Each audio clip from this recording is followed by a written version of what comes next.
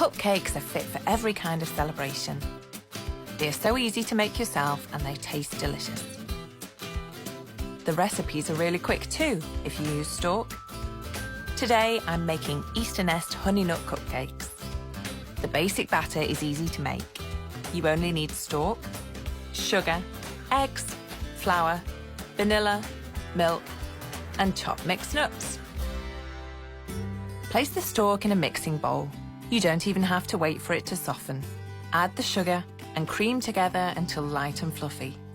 Add the vanilla and stir. Add the eggs one at a time, beating well after each addition. Fold in the flour and add a little milk.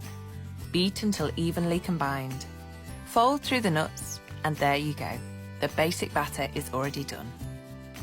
Line a muffin tin with 12 cupcake cases. Divide the mixture between the 12 cases.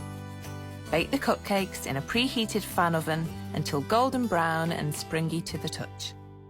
While the cupcakes cool down, you can make the nests.